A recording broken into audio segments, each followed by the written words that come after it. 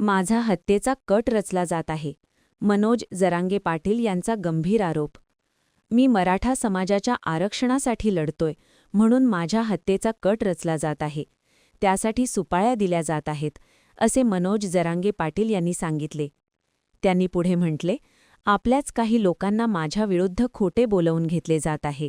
पण माझ्यासोबत मायबाप जनता आहे, त्यामुळे मला काही होणार नाही. सरकारने आरक्षण दिले नाही तर एका एका व्यक्तीला घोड्यावरच लावतो, असा इशारा मनोज जरांगे पाटील यांनी दिला. आणि 2 GR दिले. आता तुमचा सुद्धा देणार आहे. सातारा संस्थांचा GR निघणार म्हणजे निघणार, त्याशिवाय मी गप्प बसत नाही तर मग घोड्यात लावतो त्याला. नाही दिले दुश्मनी झाले हो मला. मी असं तुमच्यासाठी तुमच्या लेकरा बाळासाठी बोलतो म्हणून मला दुश्मनी झाली.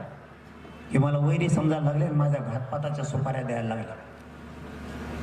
का तर मी मराठ्यांना मोठं करायला लागलो, मराठ्यांचे पोरं मोठे करायला लागलो म्हणून हे माझ्या सुपाऱ्या द्यायला लागले. आपलेच काही जवळचे लोक फोडायला लागले आणि त्यांच्या तोंडून काही पण ओढून घेतात. जे खोटं आहे तेच खरं बोला रे. आपली 96 पळ्याची पैदाशी खरं बोलायचं शिका. एखाद्या भंगार जातीला, रक्ताने हातमातलेल्या जातीला खुश करायसाठी स्वतःच्या जातीला बदनाम करू नका, हराम करो. शेवटी जात जात असती, ते कामाला नाही येणार. जातच कामाला येईल. वेळ आल्यावर वेळ आली ना, संकट आलं तर धावून दांडकं घेऊन जातच येऊ शकते. दुसरे मजा बघू शकतात. आपला मी कधी भेद केला का?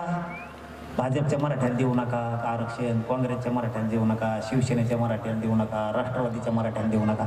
आरक्षण मिळालं म्हणजे सगळ्या मराठ्यांना मिळालं.